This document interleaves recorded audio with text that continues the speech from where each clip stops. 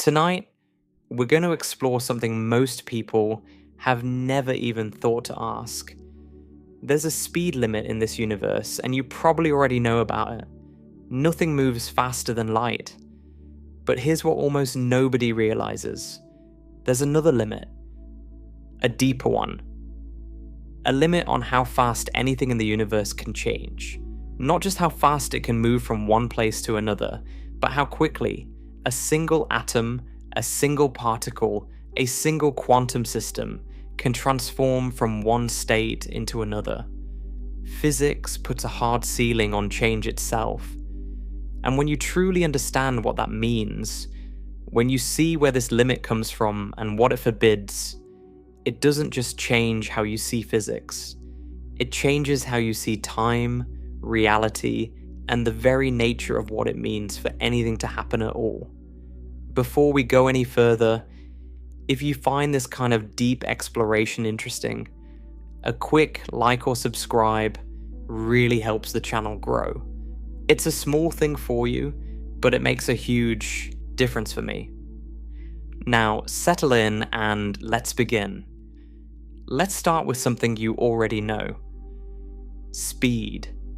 You understand speed in your bones. You've felt it your entire life.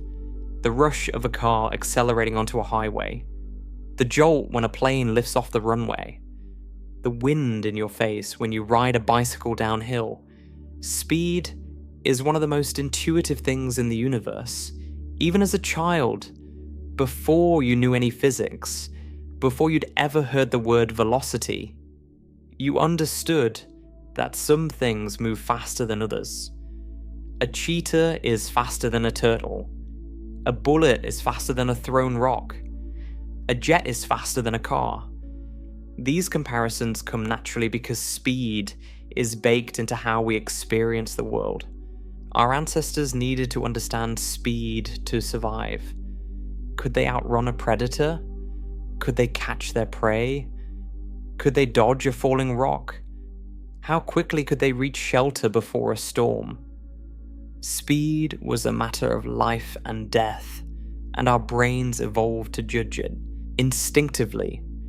We are creatures built to perceive and respond to motion. It's one of the first things an infant's eyes learn to track. But here's the thing about speed that most people never stop to think about. In your everyday experience, there doesn't seem to be an upper limit. If a car goes 60 miles per hour, you can build a faster car that goes 120. If an airplane flies at 600 miles per hour, you can design one that flies at 1,200. If a rocket travels at 25,000 miles per hour, you can imagine a more powerful rocket that goes 50,000. In everyday life, speed seems like a ladder you can keep climbing. Just add more power, more fuel, more force, and you go faster. There's always another rung, and for most of human history, that's exactly how people thought about it. Speed was unlimited. If you pushed hard enough, you could go as fast as you wanted. There was no ceiling, no wall, no barrier that couldn't be broken with, enough force. This intuition served us well for thousands of years. It was simple, practical, and as far as anyone could tell, correct.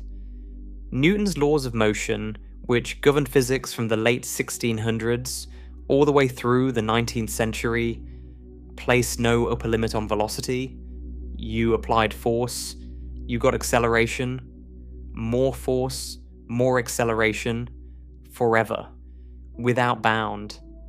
And then in the early 20th century, a young Parton Clark in Bern, Switzerland, showed us that this intuition was completely, spectacularly wrong. Let's build up to that discovery by looking at some real speeds. Speeds that humans have actually achieved or measured, so you can feel the progression from the familiar to the extraordinary.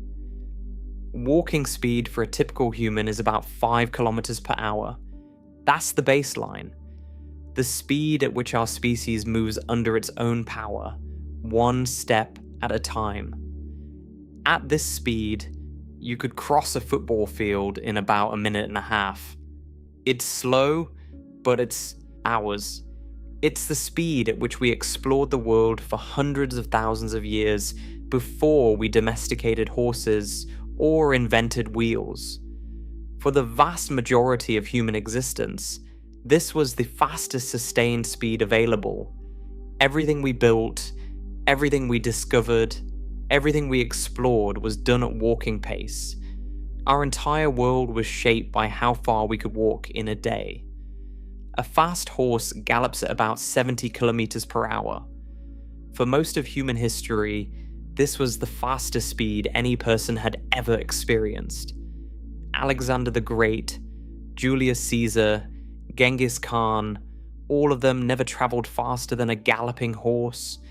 The wind on their faces at 70 kilometers per hour was the most extreme sensation of speed available to any human being for thousands of years. Empires were built and destroyed at this speed. Messages crossed continents at this speed. For millennia, the horse was the pinnacle of velocity. A modern car on a highway moves at about 110 kilometers per hour, already faster than anything any human experienced before the 19th century. The first time a human being traveled faster than a horse was on a steam locomotive in the 1830s. It was terrifying and exhilarating. People genuinely worried that the human body couldn't withstand speeds beyond about 50 kilometers per hour. They thought your lungs might collapse, or your blood might boil. Some physicians warned that the brain would be damaged by such unnatural velocities. Obviously, those fears were unfounded, but they reveal how deeply our intuition about speed is tied to what we've already experienced. Each time we broke a new speed threshold, people feared the worst, and each time the universe turned out to be perfectly comfortable with us going faster. A commercial airplane cruises at about 900 kilometers per hour. This is roughly 80% of the speed of sound. When you sit in an airplane and look out the window, you're moving faster than any human in history moved before the 20th century. The landscape below scrolls by at a pace that would have seemed like magic to your great-great-grandparents. A journey that once took months by horse and ship now takes hours.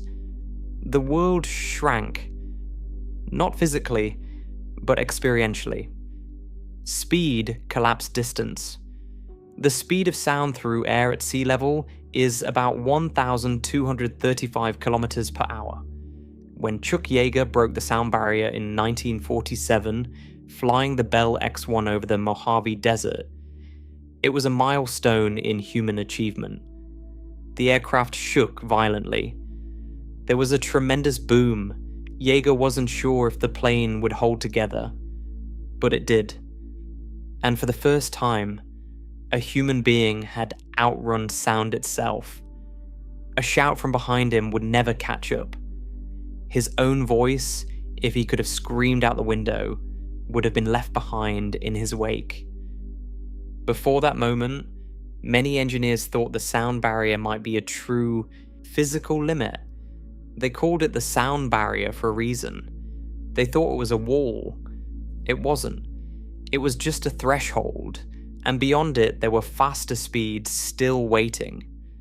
A high-powered rifle bullet travels at about 1,200 meters per second. That's roughly 3 times the speed of sound. At that speed, the bullet arrives before the sound of the gunshot reaches you. The bullet outruns its own noise. If you're far enough away, you'd see the impact before hearing the bang. Speed at this level starts to defy everyday intuition. Things happen before you expect them to. Cause and effect seem to blur. Your senses, evolved for a world of walking pace and galloping horses, simply cannot keep up. Now let's leave Earth. The International Space Station orbits at about 27,600 kilometers per hour. That's roughly 7.7 kilometers per second. At that speed, astronauts circle the entire planet in about 90 minutes. They watch the sun rise and set 16 times every day. The ISS moves so fast that if you could somehow see it from the ground in slow motion, it would look like a bullet streaking across the sky. And in a sense, that's exactly what it is. It's constantly falling toward Earth, but moving forward so fast that it keeps missing. That's what an orbit is. Perpetual falling, perpetual missing. A beautiful balance between gravity pulling you down and your own momentum carrying you forward. The Apollo spacecraft that carried astronauts to the moon traveled at about 11 kilometers per second. That's roughly 39,600 kilometers per hour. At that speed, you could cross the entire United States in about 6 minutes. But even at this incredible velocity, it still took 3 days to reach the moon. 3 days of hurtle through the void at a speed 400 times faster than highway driving. And the moon is our nearest celestial neighbor. It's practically next door in cosmic terms. If 3 days at 11 kilometers per second only gets you to the moon, you begin to sense just how vast the distances of space really are. The Parker Solar Probe, as of its closest approaches to the sun, reaches speeds of about 192 kilometers per second. That's roughly 692,000 kilometers per hour. It is the fastest object humans have ever built. At that speed, you could fly from New York to Tokyo in under a minute. You could circle Earth's equator in just under a minute. It's a speed that's genuinely difficult to comprehend because nothing in your daily experience comes close. And yet, even this extraordinary machine, this pinnacle of human engineering, is barely crawling compared to the cosmic speed limit. The Parker Solar Probe, at its peak velocity, moves at about 0.064% of the speed of light. Not 64%. 0.064%. Less than 1,000th of the way to light speed. The fastest thing humanity has ever built doesn't even register as a meaningful fraction of the universe's ultimate speed limit. This is where we encounter something genuinely strange. Something that doesn't happen anywhere else in physics. There's a wall. An absolute ceiling. A speed that nothing in the universe can exceed. Light travels at 299,792.458 kilometers per second. For simplicity, we usually round this to 300,000 kilometers per second. This is not an approximation of some faster speed. This is the exact, precise, measured speed of light in a vacuum. It has been confirmed with extraordinary accuracy using lasers, atomic clocks, and interferometers. And it never changes. It's the same everywhere in the universe, in every direction, at every point in time. Whether you're on Earth, on Mars, in the Andromeda galaxy, or at the edge of the observable universe, light always travels at exactly this speed. This constancy is not something we assumed. It's something we discovered, tested, and confirmed over and over again for more than a century.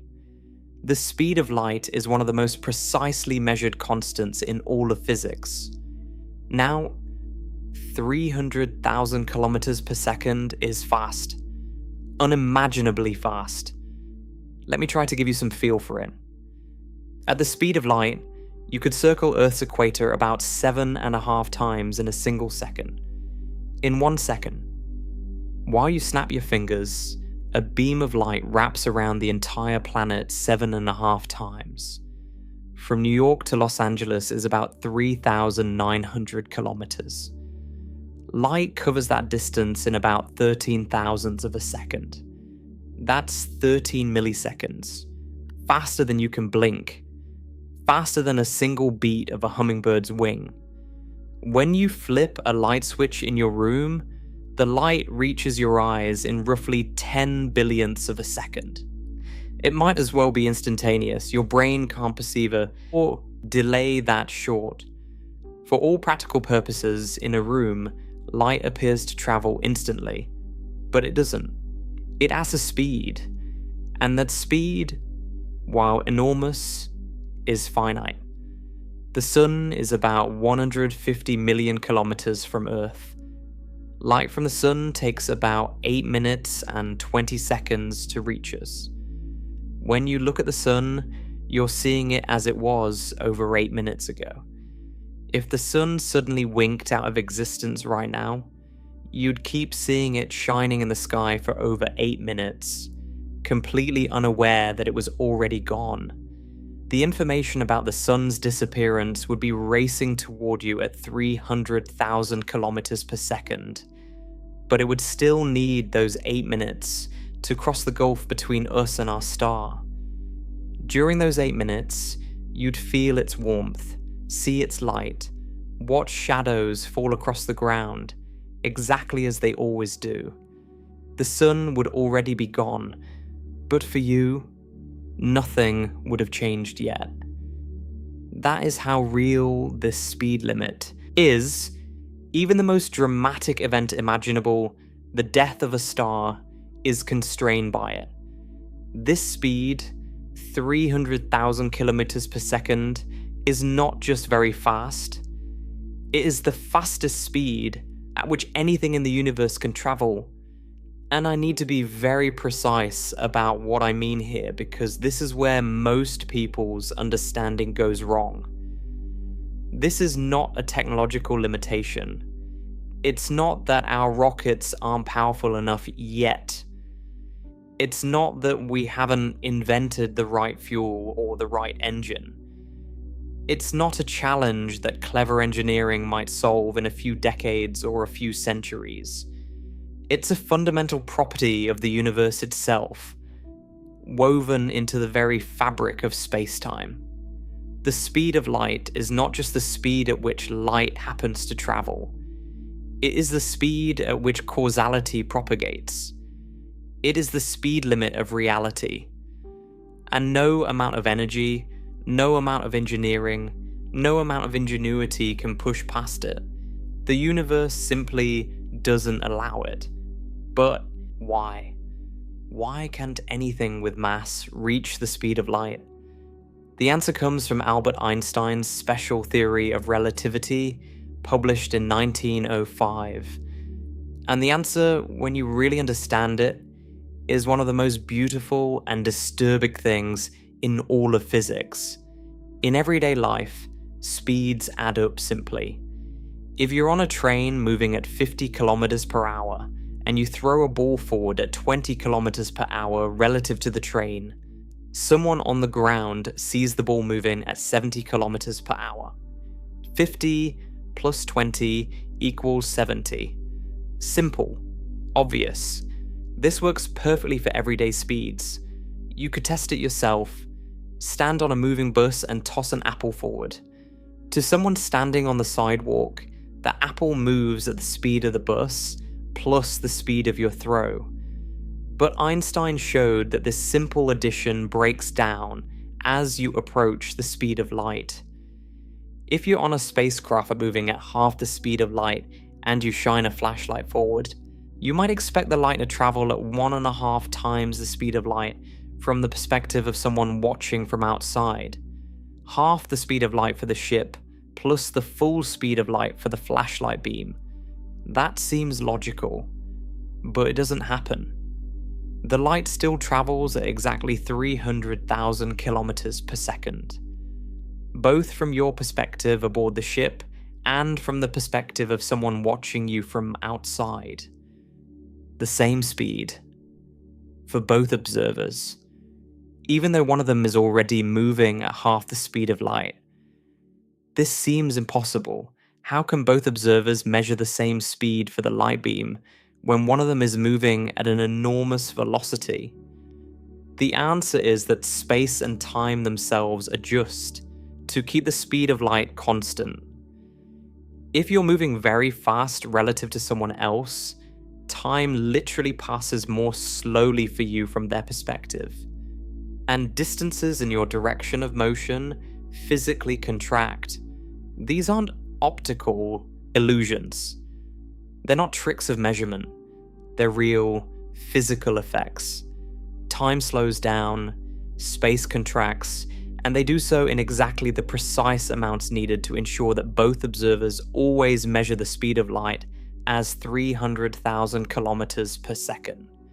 The universe bends time and space rather than allow anything to exceed this limit. This is called time dilation and length contraction, and they've been measured directly in countless experiments. They're not theoretical predictions waiting for confirmation. They're established facts, as solid as gravity. In particle accelerators, subatomic particles are accelerated to speeds very close to the speed of light. At the Large Hadron Collider near Geneva, protons travel at about 99.999991% of the speed of light. At these speeds, time dilation becomes enormous. Unstable particles that normally decay in microseconds live far longer when moving at these speeds. We can measure the difference with exquisite precision. The clocks of these fast-moving particles tick slower than identical particles at rest. This is not a metaphor. Their physical processes literally slow down as observed from our frame of reference. Their decay rates decrease. Their internal oscillations stretch out. Everything about them runs in slow motion from our vantage point. Muons provide another beautiful example. These subatomic particles are created when cosmic rays strike molecules in Earth's upper atmosphere, about 15 kilometers above the surface. Muons have a half-life of about 2.2 microseconds. Even moving at nearly the speed of light, a muon should only travel about 660 meters before decaying. It shouldn't come anywhere close to reaching the ground, and yet moon detectors at ground level detect them constantly. Why?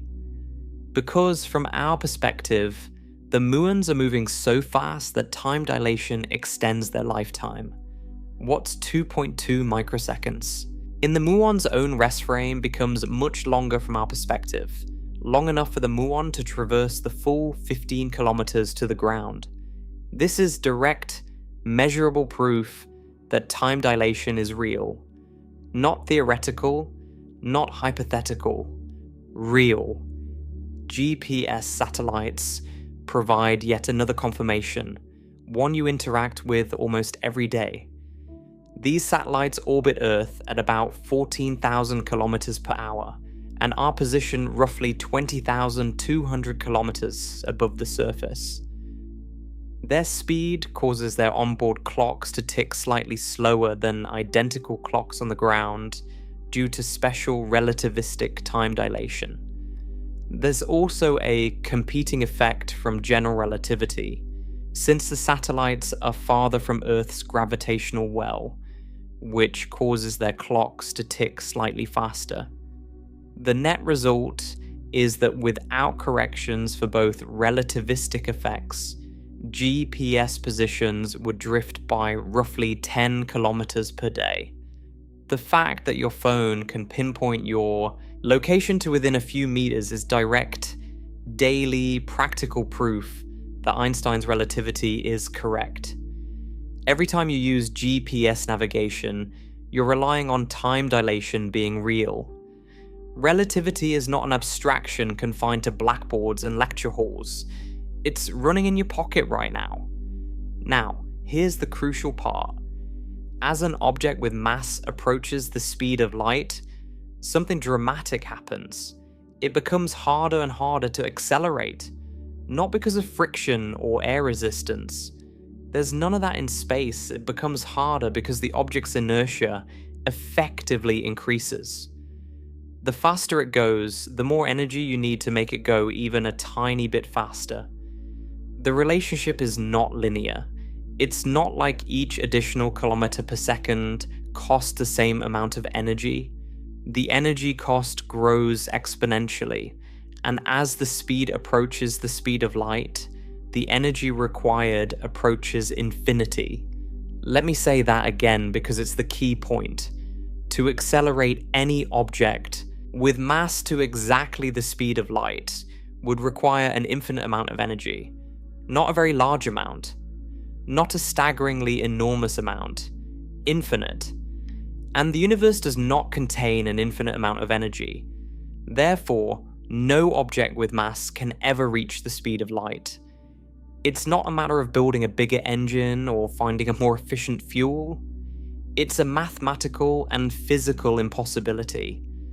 The laws of physics forbid it in the same absolute way that they forbid you from drawing a square circle. It's not that it's hard, it's that the concept itself is incoherent within the framework of how reality operates. Only massless particles can travel at the speed of light.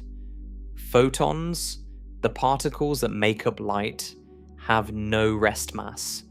They don't need to be accelerated from a standstill. They're born moving at the speed of light, and they never slow down or speed up. From the moment a photon is created to the moment it is absorbed, it travels at exactly 300,000 kilometers per second. This is not something photons choose to do, it's something they must do. A photon that traveled at any other speed would violate the fundamental equations that describe how our universe works.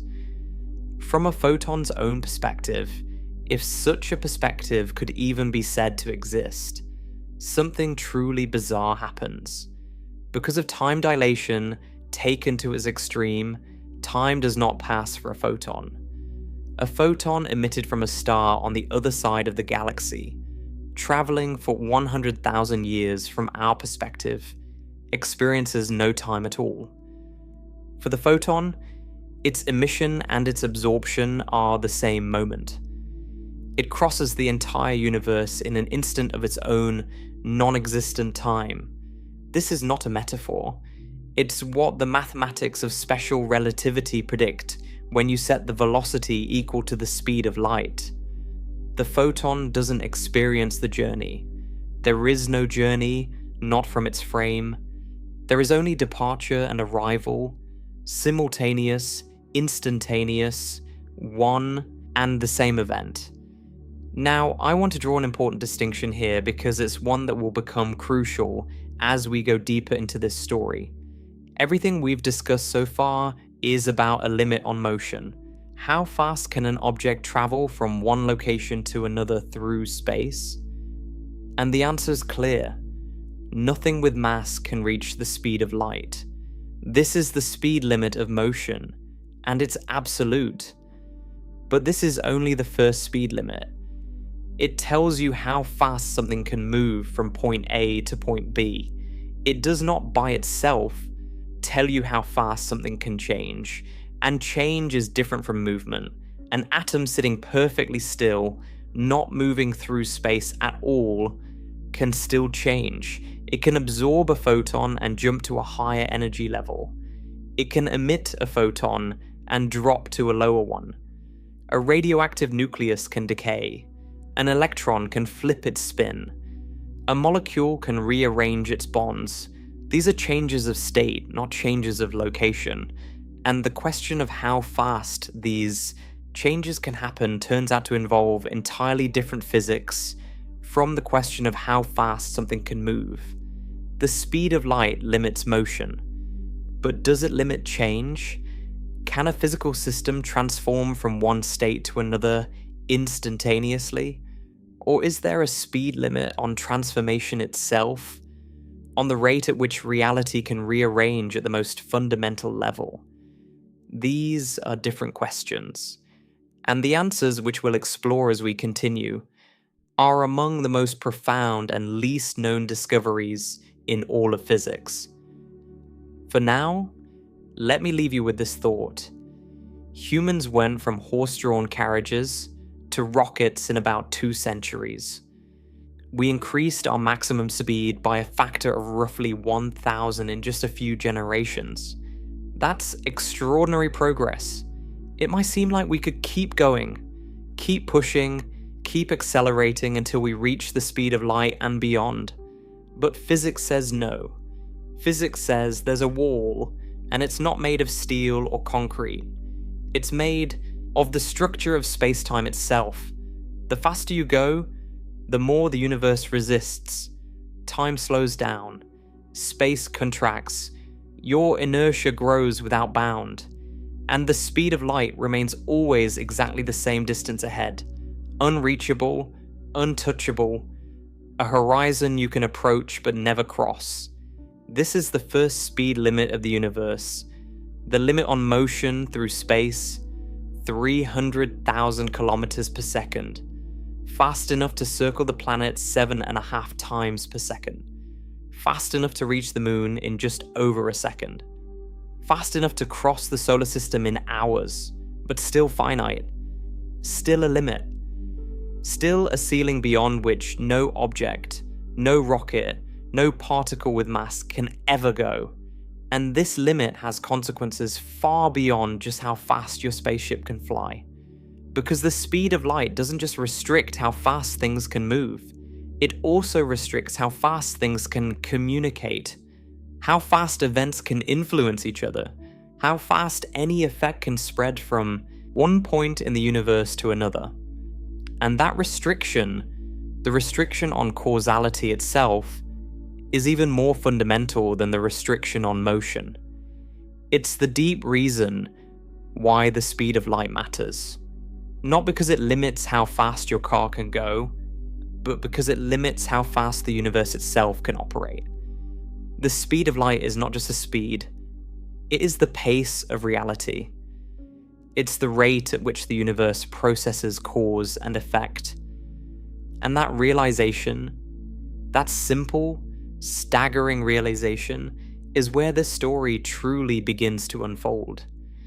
Because once you understand that the universe has a maximum speed of causation, a natural question follows.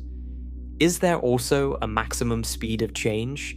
Not movement from place to place, not a signal traveling from sender to receiver, but change itself at the level of a single particle, a single atom, a single quantum system transforming from one state to another. That question has an answer. And the answer goes far deeper than Einstein ever imagined. So far, we've been talking about how fast things can move through space. That's the most familiar kind of speed. You push something, it accelerates, it travels from one place to another, and we've established that nothing with mass can reach the speed of light. That's the first speed limit, the speed limit of motion. But now we need to go deeper, because movement through space isn't the only thing that matters in physics. In fact, it's not even the most important thing. What really matters, what truly governs how the universe operates, is not how fast objects move, but how fast influence spreads. How fast can one event affect another? How quickly can a cause produce its effect? How rapidly can information travel from one point in the universe to another?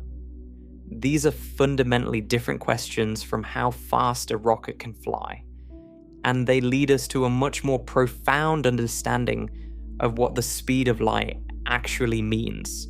Let's start with a simple example. Imagine you're standing in a field and you push over a line of dominoes.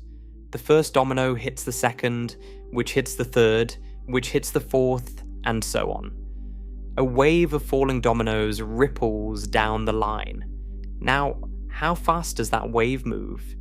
It depends on how the dominoes are spaced, how heavy they are, how quickly each one falls into the next. But here's the crucial point. The wave of falling dominoes can never move faster than the speed at which each individual domino communicates its push to the next one. There's a maximum speed at which the chain reaction can propagate. No matter how cleverly you arrange the dominoes, no matter how perfectly you set them up, The wave of causation has a speed limit built into the physics of the system. The universe works the same way, except instead of dominoes, we have events. And instead of a push traveling through a line of plastic tiles, we have causal influence traveling through space-time. And the maximum speed at which that causal influence can travel is the speed of light. Not because light is somehow special among all the things in the universe, but because the speed of light is actually the speed of causality. Light just happens to travel at that speed, because photons are massless and therefore naturally move at the maximum speed the universe allows. If light didn't exist, if photons had never been discovered, this speed limit would still be there. It's built into the geometry of space-time itself, and Einstein's equations reveal it whether or not you ever mention a single photon. This is a subtle but critical distinction. Most people think of the speed of light as a property of light. They think light has a speed, and that speed happens to be very fast, and nothing else can go that fast. But that's backwards. The universe has a maximum speed for the propagation of any causal influence, any signal, any information. Light travels at that speed because it's massless. But the speed existed before we knew about light. It exists independent of light. It would exist in a universe with no light at all. The speed of light is really the speed of causality. And causality is the glue that holds reality together. What do I mean by causality? In the simplest terms, causality is the principle that causes precede their effects. If you throw a ball and it breaks a window, the throwing happens before the breaking. Always, in every frame of reference. No observer, no matter how they're moving, will ever see the window break before you throw the ball. This seems obvious, almost trivially true. Of course, causes come before effects. How could it be otherwise? But here's what's remarkable. In Einstein's relativity, this obvious principle is not a given. It's something the universe has to actively enforce. And the way it enforces it is through the speed of light. To understand why, we need to talk about something called a light cone. This is one of the most important concepts in all of physics, and it's surprisingly easy to grasp once you see it. Imagine you're standing at a specific point in space at a specific moment in time. Call this your here and now. From this point, you could in principle send out a signal, a flash of light, a radio pulse, any kind of information traveling at the speed of light. That signal would spread outward in all directions at 300,000 kilometers per second. After 1 second, the signal would form a sphere around you with a radius of 300,000 kilometers. After 2 seconds, a sphere with a radius of 600,000 kilometers. After a year, the signal would have reached everything within 1 light year. This expanding sphere of potential influence is called your future light cone. It encompasses every point in space-time that you can possibly affect from your current position. Every event that your actions could influence. Every location that your signals could reach. Everything inside your future light cone is, at least in principle, within your causal reach. Everything outside it is not. You cannot influence it. You cannot send a signal to it. You cannot cause anything to happen there.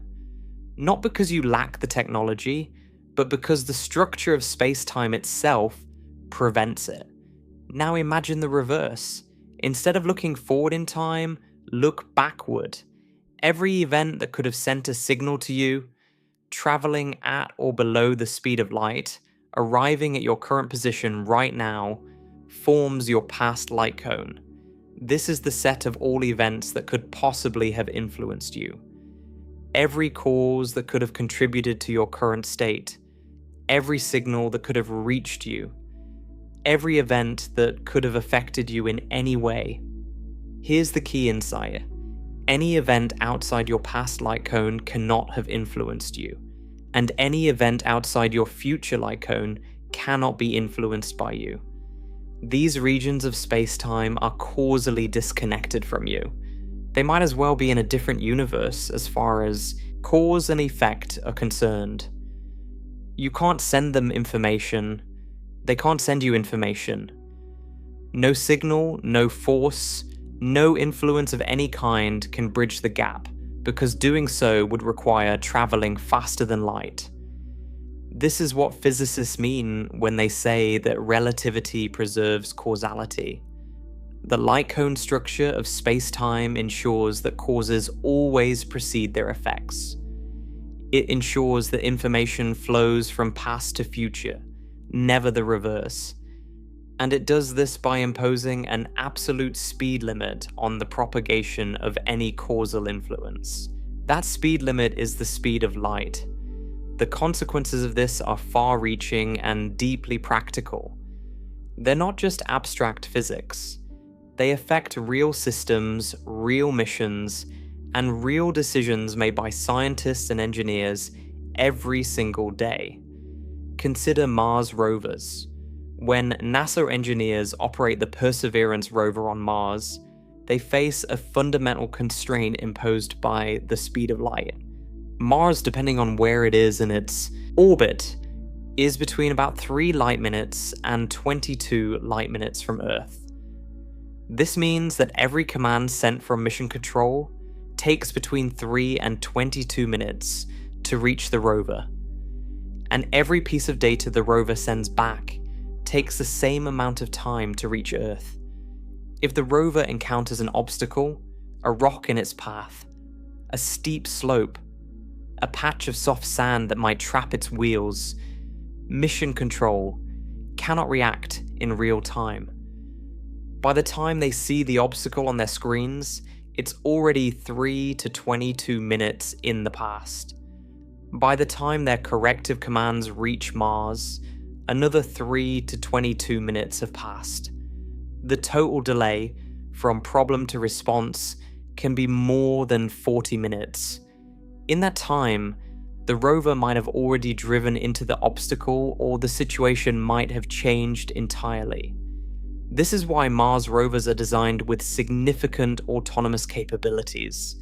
They have to make many decisions on their own because the speed of light makes real-time remote control impossible. This isn't an engineering problem that can be solved with faster radios or more powerful transmitters. Radio waves already travel at the speed of light. The delay is caused by the distance, and the distance is what it is.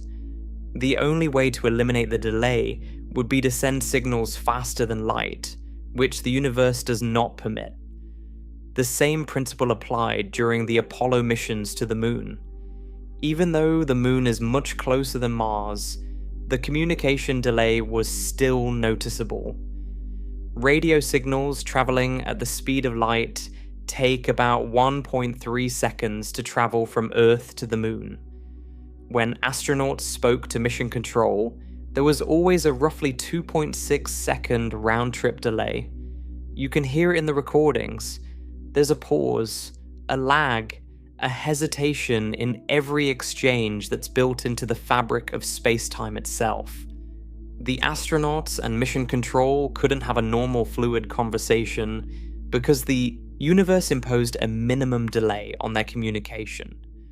No technology could fix this. No amount of engineering could remove it. It's a consequence of the finite speed of causality. Now, consider something even more dramatic. When the Cassini spacecraft was orbiting Saturn from 2004 through 2017, it was about 1.2 light hours from Earth. Every image, every measurement, every piece of data it collected took over an hour to reach Earth, and every command sent from Earth took over an hour to reach Cassini. A two-way communication required over 2 hours. If something went wrong with the spacecraft, if a system failed or an unexpected situation arose, engineers on Earth wouldn't even know about it for more than an hour, and their corrective commands wouldn't arrive for another hour after that. Cassini had to be smart enough to handle emergencies on its own because the speed of light made timely human intervention physically impossible. Voyager 1, currently the most distant human-made object, is now about 24 light hours from Earth. A full day for a signal to reach it. A full day for any response to travel back. The round-trip communication time is nearly 2 days. When Voyager 1 sends data, engineers on Earth are looking at information that's already a full day old. When they send commands, those commands describe a situation that will be 2 days old by the time the spacecraft receives and acts on them. At these distances, the speed of light transforms space exploration from a real-time activity into something more like correspondence. You send a letter, you wait, and eventually a reply arrives, describing a situation that has long since changed. These are the practical consequences of causality having a speed limit, but there are also deeper implications that touch on some of the most counterintuitive phenomena in physics.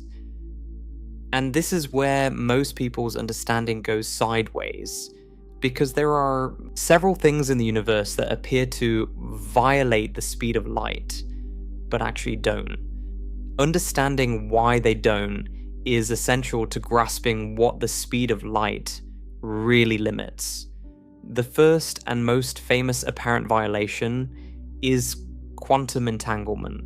This is one of the most misunderstood phenomena in all of science, and it's been distorted so thoroughly by popular media that most people have a completely wrong picture of what it actually involves. Here's what happens. Two particles can be prepared in what's called an entangled state. This means their properties are correlated in a specific way dictated by quantum mechanics. For example, you can create two photons whose polarizations are entangled. When you measure the polarization of one photon, you instantly know the polarization of the other, no matter how far apart they are. If you measure one and find it's vertically polarized, you immediately know the other is horizontally polarized, or vice versa, depending on how the entanglement was set up. And this correlation holds even if the two photons are on opposite sides of the galaxy. This seems like it should allow faster than light communication. If measuring one particle instantly determines the state of the other, regardless of distance, can't you use this to send messages faster than light? The answer is no. Absolutely. Definitively, provably no. And the reason is subtle but important. When you measure your entangled photon, you get a random result. It's either vertical or horizontal, and you have no control over which one you get. You can't choose the outcome. You can't force it to be vertical to send a particular message. The result is genuinely random. Your partner measuring the other photon on the far side of the galaxy also gets a random result. When you later compare notes, you find that your results are perfectly correlated. Every time you got vertical, they got horizontal. But neither of you can use this to send information because neither of you can control what result you get. The correlation only becomes apparent when you compare your measurements, and that comparison requires classical communication, which is limited to the speed of light. This is a crucial point. Entanglement creates correlations, not communication. It's like if someone separated a pair of gloves, put one in a box and shipped it to London, and put the other in a box and shipped it to Tokyo. When you open the box in London and find a left glove, you instantly know the box in Tokyo contains a right glove, but no information traveled between the boxes. The correlation was established when the gloves were separated, not when the box was opened. Quantum entanglement is more subtle than this analogy suggests, because the quantum correlations are stronger and stranger than classical ones. But the essential point holds: no information is transmitted, no signal is sent, no causal influence propagates faster than light. Einstein called entanglement spooky, action at a distance, and was deeply uncomfortable with it.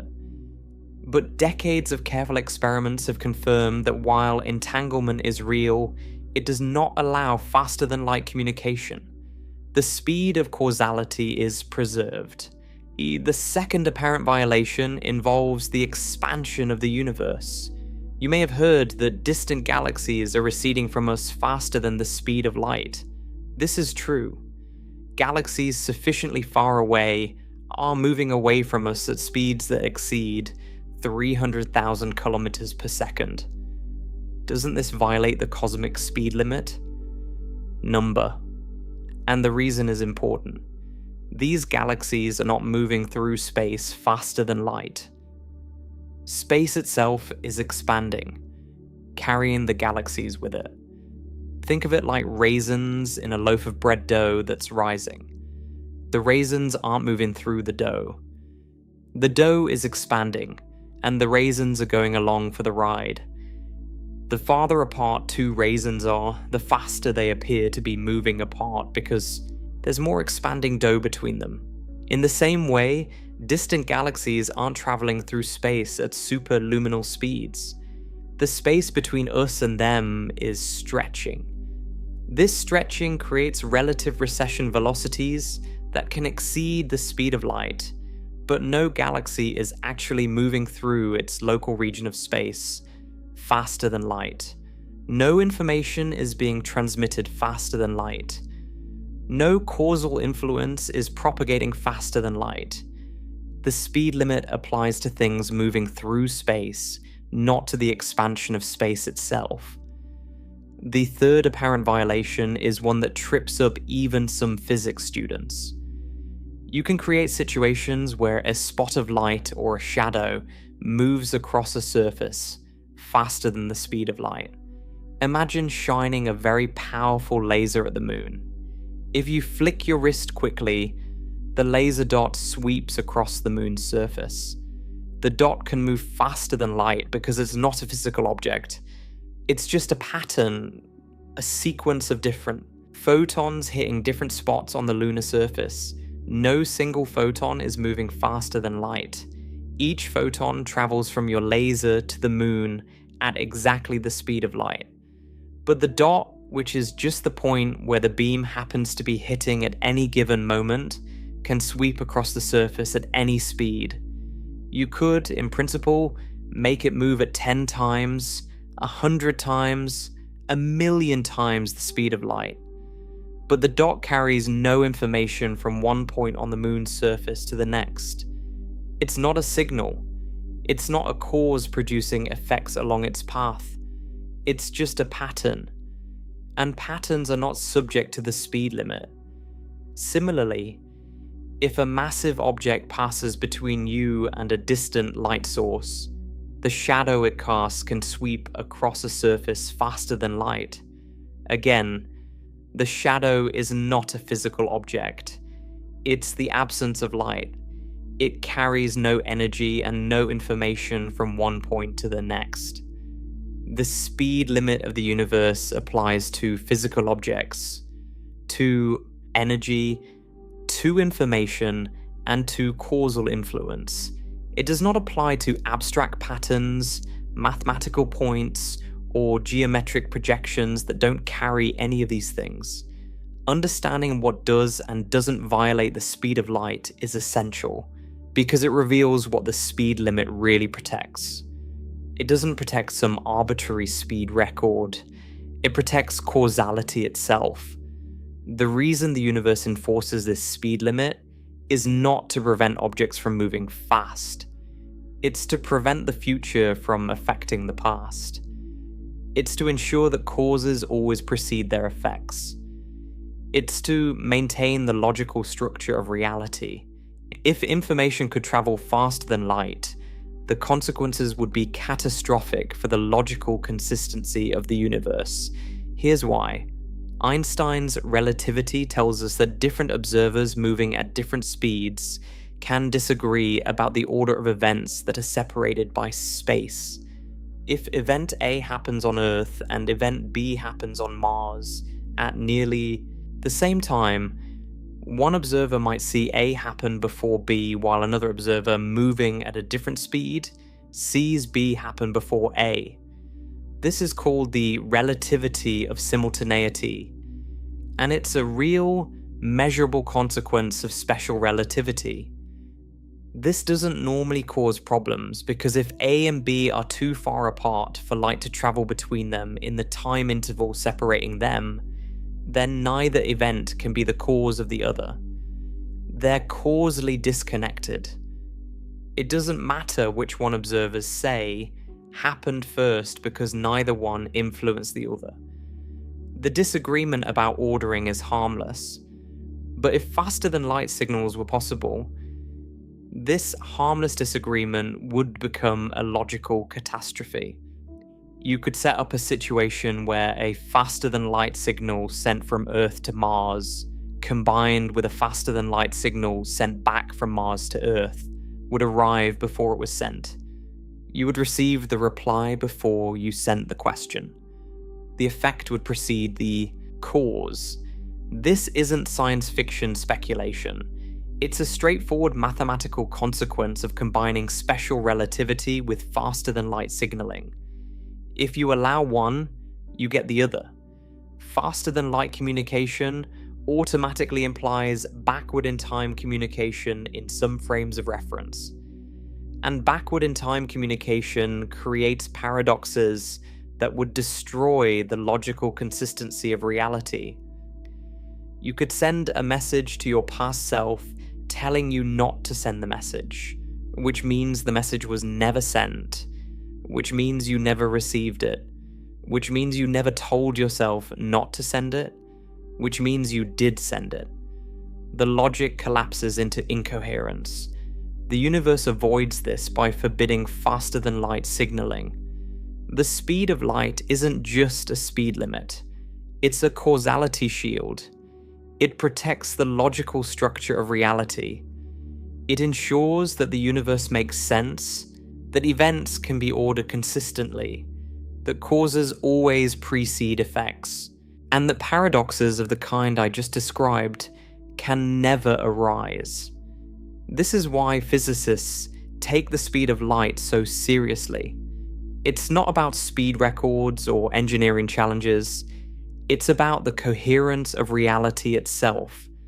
If the speed of light could be exceeded by any signal, any information, any causal influence whatsoever, the entire framework of cause and effect would unravel.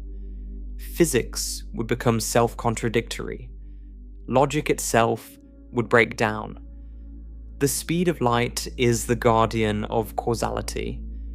And causality is the foundation on which all of physics is built. Now, let's be clear about something. The speed of light limits how fast influence can travel from one point in space to another. It governs the propagation of signals, the spread of information, the transmission of cause to effect across distance. This is the second speed limit we've encountered, and in many ways it's deeper than the first. The first limit said nothing with mass can move through space faster than light. This second limit says nothing, no signal, no influence, no causal connection of any kind can propagate from one point to another faster than light. The first is a limit on motion. The second is a limit on causation across space. But notice what the second limit still involves. Distance. It's about how fast something gets from here to there. It's about the propagation of influence across space. And while this is profoundly important, it still doesn't address a different question entirely. A question that, until the 20th century, nobody even thought to ask. What about a system that isn't sending signals anywhere?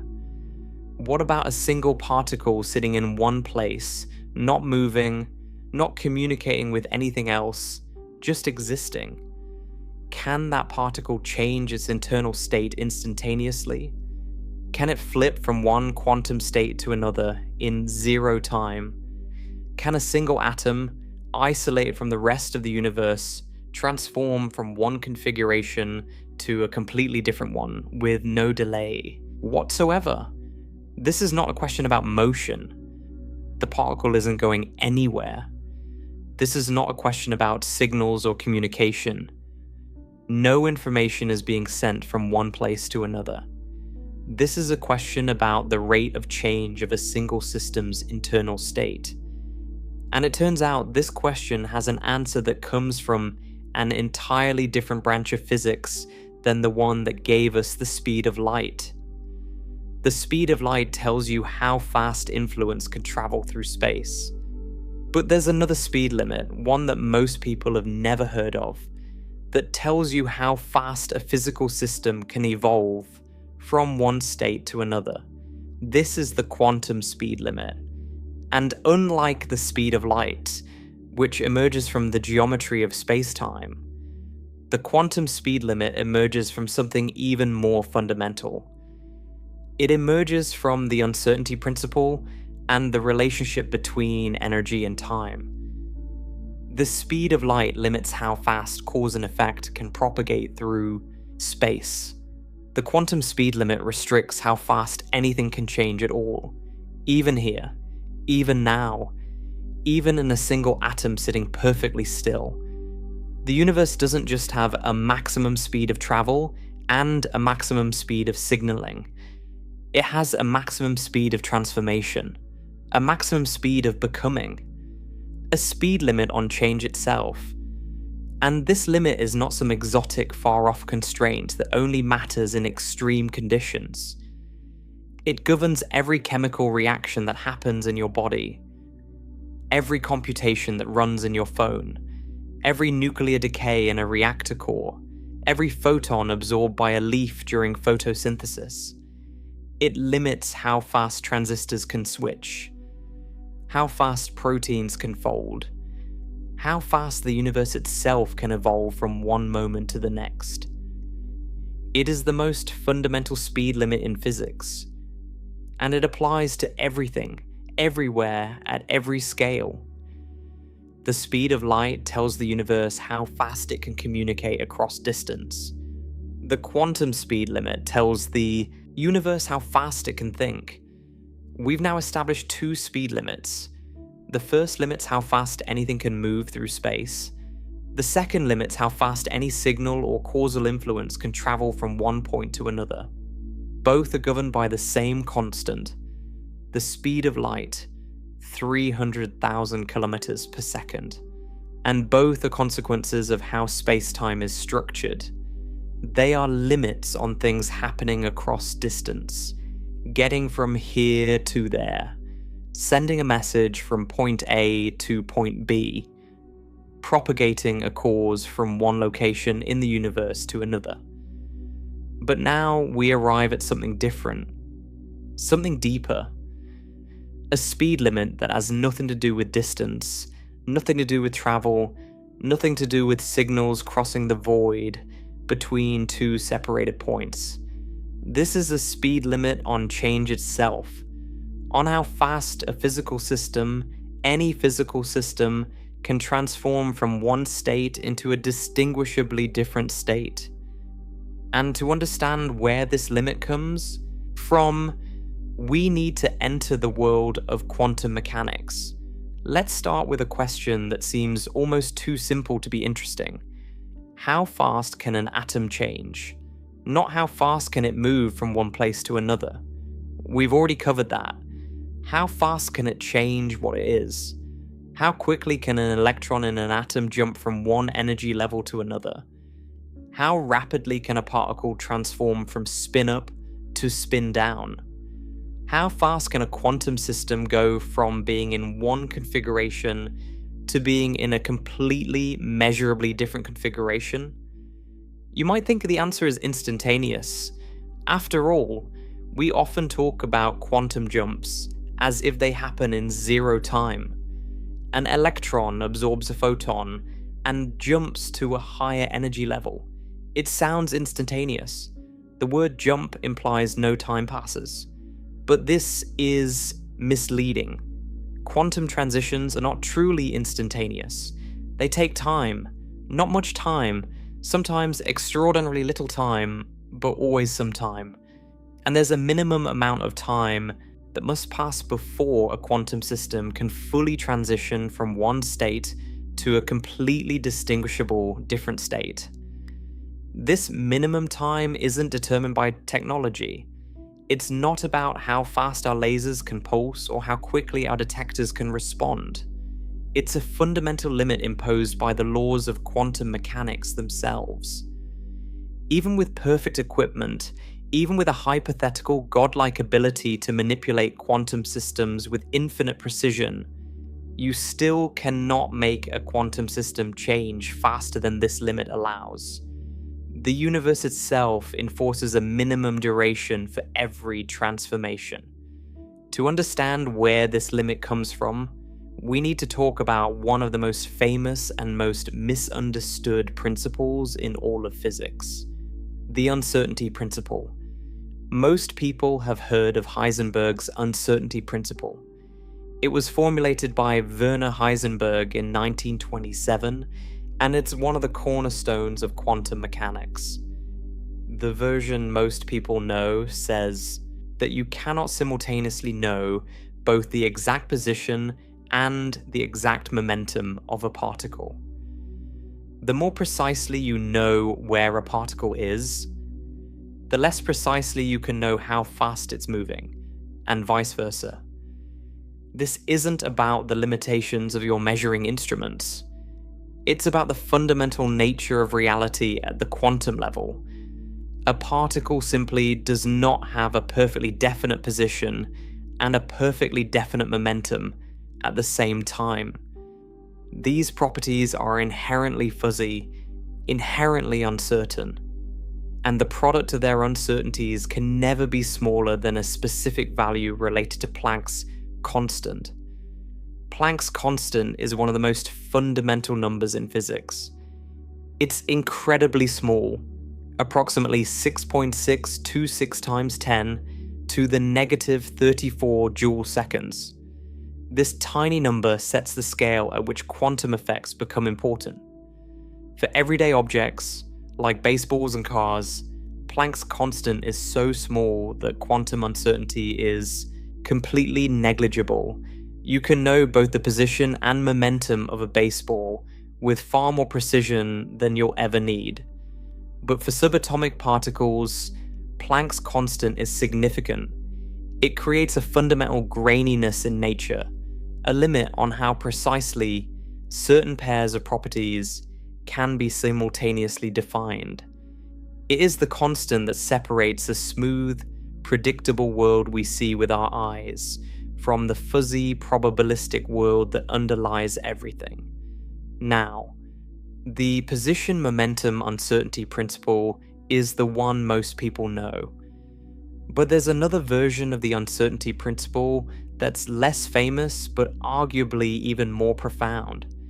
This is the time-energy uncertainty relation. It says that the uncertainty in a system's energy and the time it takes for that system to change are related. Specifically, the product of the energy uncertainty and the time required for a noticeable change cannot be smaller than a value related to Planck's constant. In rough terms, if a system has a large spread in energy, it can change quickly. If it has a small spread in energy, it must change slowly. The more energetically uncertain a system is, the faster it can evolve. The more precisely defined its energy, the more sluggish its evolution. Now, I need to be careful here because the time-energy relation is different from the position-momentum relation in an important technical way. In quantum mechanics, time is not an observable in the same sense that position and momentum are. You don't measure time with a quantum operator the way you measure position with a position operator. Time in quantum mechanics is a parameter, a label that tells you when something happens. So, the time-energy uncertainty relation is not derived in exactly the same way as the position-momentum relation. But the result is physically just as real and just as constraining. The relationship between energy spread and the speed of evolution is a genuine, measurable feature of quantum systems. It has been tested and confirmed in laboratories around the world. This brings us to one of the most important results in quantum physics. A result that most people outside of physics have never heard of. It's called the Mandelstam-Tamm bound, named after Soviet physicists Leonid Mandelstam and Igor Tamm, who derived it in 1945. What Mandelstam and Tamm showed is this: take any quantum system. It could be an atom, a molecule, a particle, anything described by quantum mechanics. Suppose this system is in some initial state. Now let it evolve over time according to the laws of quantum mechanics. How long does it take before the system reaches a state that is completely distinguishable from the one it started in? By completely distinguishable, physicists mean orthogonal. Two quantum states are orthogonal when they are as different as two quantum states can possibly be. There is zero probability of confusing one for the other. If the system starts in state A and evolves to an orthogonal state B, you can tell with absolute certainty that the system has changed. There is no ambiguity, no overlap, no chance of mistaking B for A. The transition from A to B represents a complete, unambiguous change of state. Mandelstam and Tamm proved that the minimum time required for this complete transition is determined by the system's energy uncertainty. Specifically, the time required to evolve from one state to an orthogonal state is at least pi times the reduced Planck's constant divided by twice the energy uncertainty. In simpler terms, the broader the spread of energies in the system, the faster it can change. A narrow energy spread means slow evolution. A broad energy spread means fast evolution. And there's a hard flaw, a minimum time below which the transition simply cannot happen, no matter what. Let me try to make this intuitive. Think of a musical chord. If you play a single pure note on a tuning fork, it has a very precise frequency. It's a clean, sharp, well-defined sound. But that sound changes very slowly.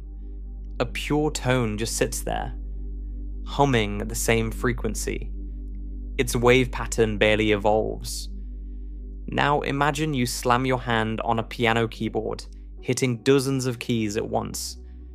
The resulting sound is a chaotic burst of many frequencies superimposed. It's messy, noisy, rich in frequency content, and it changes rapidly. The wave pattern evolves quickly because all those different frequencies interfere with each other, creating a complex pattern that shifts moment to moment. Quantum systems work similarly. A system with a narrow energy spread is like a pure tone. Its quantum state evolves slowly because there's not much variation in its energy content to drive rapid change. A system with a broad energy spread is like the piano slam. It has many different energy components all interfering with each other, and those interferences cause the state to evolve rapidly. The Mandelstam-Tamm bound quantifies this relationship precisely. It tells you the absolute fastest that any quantum system can evolve from one distinguishable state to another, given its energy spread. And it says that no matter how broad the energy spread, no matter how chaotic the system, there's always a minimum time required. Change is never instantaneous, but the Mandelstam-Tamm bound is only half the story. It tells you that systems with more energy uncertainty can change faster. But what if you keep increasing the energy? What if you pump more and more energy into a system? Is there some point where the system can change infinitely fast? Can you overcome the speed limit by simply adding enough energy? The answer is no. And the reason comes from a second quantum speed limit, one discovered much more recently. In 1998, physicists Norman Margolus and Lev Levitin proved something remarkable. They showed that even if you have unlimited energy uncertainty, even if the energy spread is as broad as you want, there is still a maximum rate at which a quantum system can evolve, and that maximum rate is set not by the energy spread, but by the total energy of the system above its ground state. The ground state is the lowest possible energy a system can have. It's the quantum basement. You can't go lower. The Margolus-Levitin theorem says that the time required for a quantum system to evolve from one state to an orthogonal state is at least pi times the reduced Planck's constant divided by twice the average energy above the ground state. The more energy a system has, the faster it can change. But the relationship is linear. Doubling the energy halves the minimum time. Tripling the energy reduces the minimum time by a third. There's always a floor, and that floor depends directly on how much energy is available. You can push the floor lower by adding energy, but you can never eliminate it entirely. No finite amount of energy allows the system to change in zero time. Together, the Mandelstam-Tamm bound and the Margolus-Levitin bound give us the complete picture of the quantum speed limit. The Mandelstam-Tamm bound says the speed of evolution is limited by the energy uncertainty. The Margolus-Levitin bound says it's also limited by the total energy. The actual speed limit is set by whichever bound is more restrictive. You can't exceed either one. Both must be satisfied simultaneously. In 2009, physicists Lev Levitin and Tommaso Toffoli showed that these two bounds can be unified into a single expression that captures the tightest possible constraint on how fast any quantum system can change state. The universe enforces both simultaneously, like two ropes holding the same object. The shorter rope is always the one that matters, but you cannot cut either one. Let me be very clear about what this means. This is not a limit on motion. Nothing is moving from one place to another. This is not a limit on signaling. No information is being transmitted across space. This is a limit on how fast reality itself can rearrange at the most fundamental level. A single atom, sitting perfectly still in empty space with no connection to anything else in the universe, is still subject to this speed limit. It cannot change its internal state faster than its energy allows. The universe has imposed a maximum rate of transformation on every physical system that exists. Not just on how fast things can travel or communicate, but on how fast they can become something different from what they are. Think about what that means. It means that change itself takes time, not because of friction, not because of resistance, not because of any practical obstacle, but because the laws of physics require it. The universe does not permit instantaneous transformation. Every change, from the decay of a radioactive nucleus, to the flip of an electron spin, to the rearrangement of atoms in a chemical reaction, every single change requires a minimum amount of time that depends on the energy involved. You cannot speed it up beyond this limit. You cannot cheat it. You cannot find a clever workaround. The limit is absolute, fundamental, and universal. This has staggering implications for computation. Every computer, from the simplest calculator to the most powerful supercomputer, processes information by changing the states of physical systems. In a classical computer, those systems are transistors that switch between on and off states. In a quantum computer, they're qubits that evolve between quantum states. But regardless of the technology, every computation is ultimately a physical process, a series of state changes, and every one of those state changes is subject to the quantum speed limit. This means there's a maximum speed at which any computer can operate, not because of engineering limitations, but because of the laws of physics. You can make transistors smaller. You can make them switch faster. You can use better materials, better designs, better cooling systems. But eventually, you hit the quantum speed limit. The transistor cannot switch faster than the energy in the system allows. This is the ultimate wall for computation.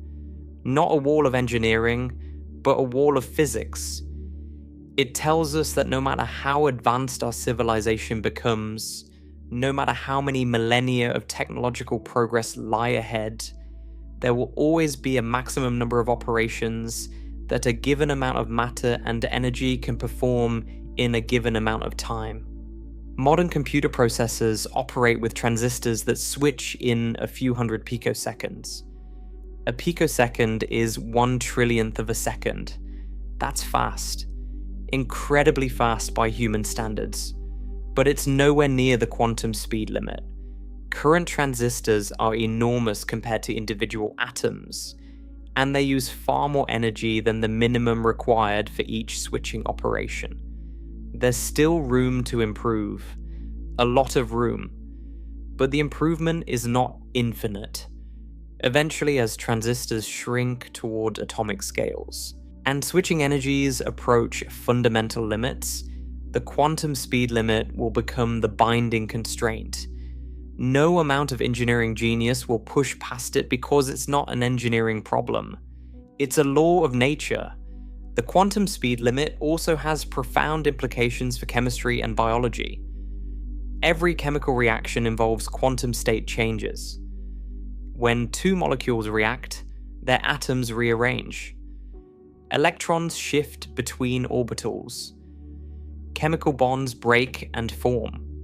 All of these processes are quantum mechanical, and all of them are subject to the quantum speed limit. The fastest possible chemical reaction is one where the energy involved allows the quantum states to evolve as quickly as physics permits.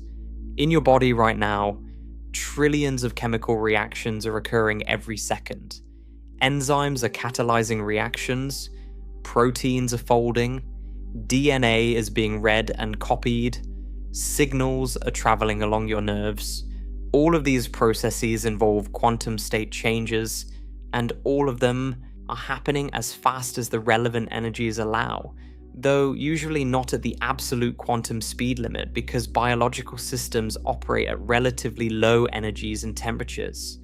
But the limit is always there, setting the ultimate ceiling on how fast any biological process can possibly run. Photosynthesis provides a particularly striking example. When a photon from the sun strikes a chlorophyll molecule in a plant leaf, it excites an electron to a higher energy state. This excitation triggers a series of reactions that ultimately convert the photon's energy into chemical energy stored in sugar molecules. The initial steps of this process happen extraordinarily fast, on the order of femtoseconds.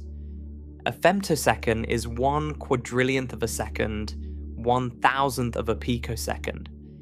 These early steps of photosynthesis are among the fastest known processes in biology, and they approach the quantum speed limit for the energies involved. The plant is essentially extracting energy from sunlight as fast as physics allows. Evolution has had billions of years to optimize this process, and it's pushed it very close to the fundamental speed limit.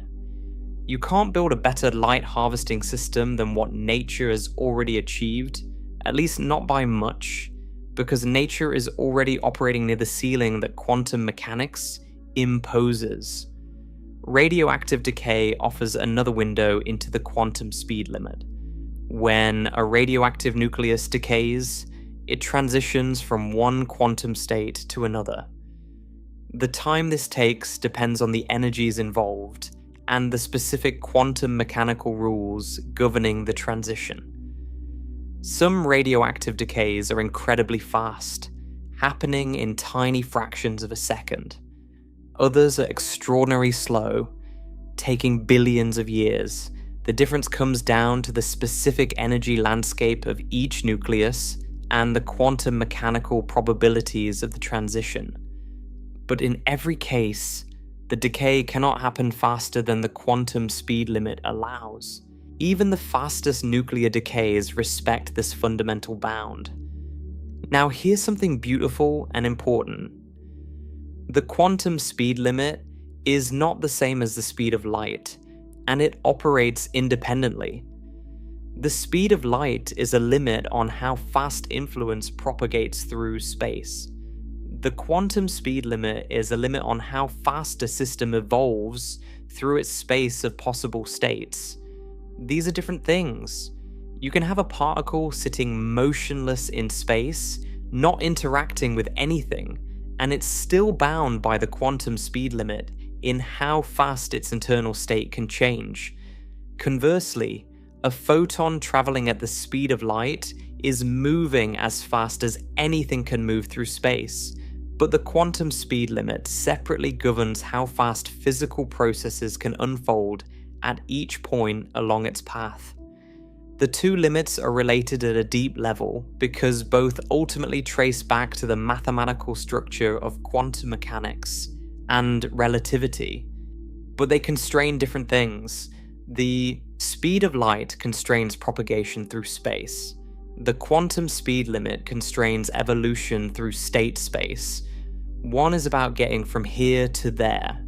The other is about becoming something different from what you are. Let me try another analogy to make this distinction vivid. Imagine a painter working on a canvas.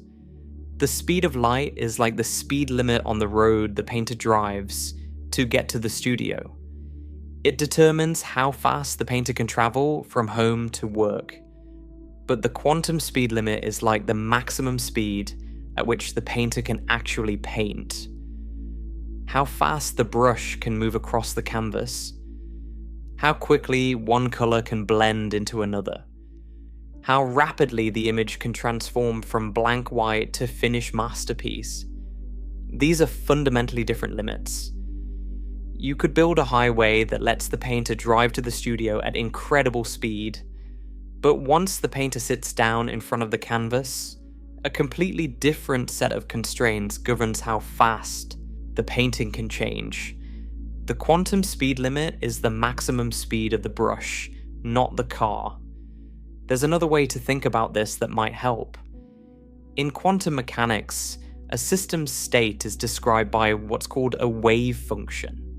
This wave function contains all the information about the system, everything there is to know about its properties, its probabilities, its behavior. As time passes, the wave function evolves according to a precise mathematical equation called the Schrödinger equation. The Schrödinger equation tells you exactly how the wave function changes over time, given the system's energy. Now, imagine the set of all possible states the system could be in. Mathematicians call this a Hilbert space. It's an abstract mathematical space where each point represents a different possible state of the system. As time passes, the wave function traces a path through this space, moving from one state to another. The quantum speed limit puts a maximum speed on how fast the wave function can move through Hilbert space. It's literally a speed limit, not through physical space, but through the abstract space of possibilities. The system cannot explore its possible states faster than its energy allows. The terrain of possibility has a speed limit just as surely as the highways of physical space do. This is a speed limit on becoming, on transformation, on evolution, on change itself, and it's not negotiable. It doesn't care what technology you have. It doesn't care how clever your experimental setup is. It cares only about energy.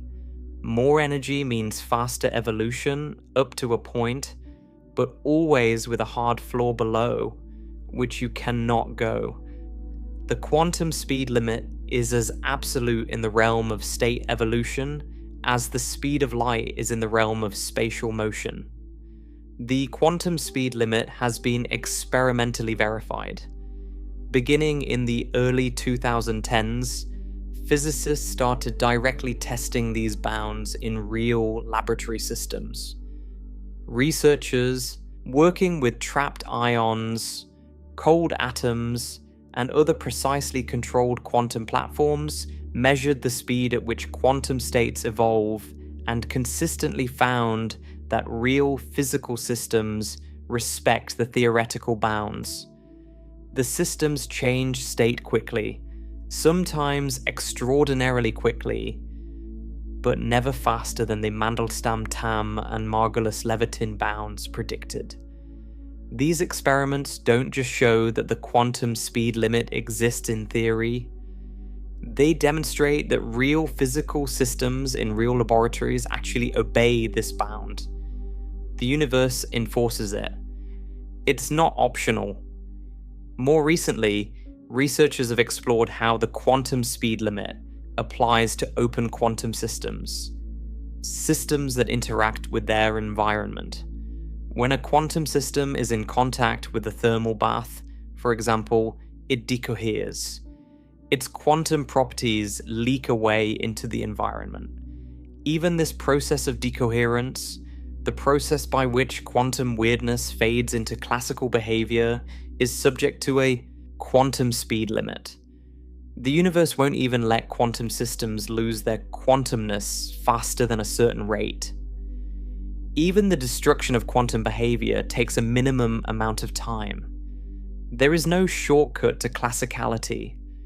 The transition from quantum to classical, from superposition to definite outcome, from fuzzy to sharp, has a speed limit of its own. So where does this leave us? We now have 3 distinct speed limits that the universe imposes. The first is the limit on motion. Nothing with mass can travel through space faster than the speed of light. The second is the limit on causality. No signal, no influence, no information can propagate from one point in space to another faster than the speed of light. The third is the quantum speed limit. No physical system can evolve from one distinguishable state to another faster than its energy allows. Each of these limits constrains a different aspect of physical reality. The first constrains movement. The second constrains communication and causal influence. The third constrains transformation and change. Together they form a complete picture of the universe's fundamental speed restrictions. The universe limits how fast you can go, how fast you can send a message, and how fast you can change. There is no escape from any of these limits. They are woven into the deepest laws of physics, and they apply everywhere, to everything, at all times. But now we have to ask an even deeper question. What happens when these limits collide? What happens in the most extreme physical systems, where motion, causality, and quantum evolution are all pushed to their absolute maximums simultaneously? What happens when you take a physical system and compress it to the smallest possible size, give it the most possible energy, and ask it to change as fast as physics allows? What is the ultimate limit on how fast anything in the universe can possibly change? Those questions take us to the edge of known physics, to the Planck scale, to black holes, to the absolute boundary of what we understand about time, change, and the nature of reality itself. We've now uncovered 3 separate speed limits that the universe enforces. The first limits motion through space. Nothing with mass can reach the speed of light. The second limits the propagation of cause and effect. No signal, no influence, no information can travel between 2 points faster than light. The third limits how fast any physical system can change its state. The quantum speed limit ties the rate of transformation to the energy available, ensuring that no change, however small, can happen in zero time. These three limits operate in different domains: motion, causality, and state evolution.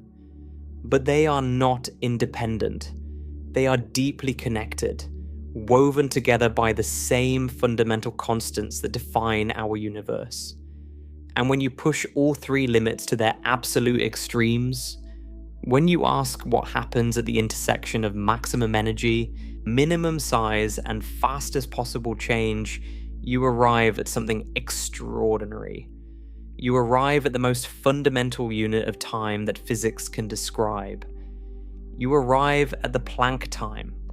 The Planck time is constructed from three fundamental constants: the speed of light, the gravitational constant, and Planck's constant. These three numbers, each governing a different aspect of physics, can be combined in only one way that produces a quantity with the units of time. The result is approximately 5.4 times 10 to the negative 44 seconds. That's a decimal point followed by 43 zeros, and then a 5-4. It is, by an almost incomprehensible margin, the smallest unit of time that has any known physical meaning. Let me try to give you some sense of how short the Planck time is, though I should warn you that no analogy can truly capture it. The shortest time interval that the best atomic clocks can currently measure is about 1 attosecond, which is 10 to the negative 18 seconds. That's a billionth of a second. It's already unimaginably short. The fastest events we can observe in laboratories, like certain nuclear processes, happen on timescales of about 10 to the negative 24 seconds. These are called yoctoseconds, and they represent the frontier of experimental physics. But the Planck time is 10 to the negative 44 seconds. That's 20 orders of magnitude shorter than a yoctosecond.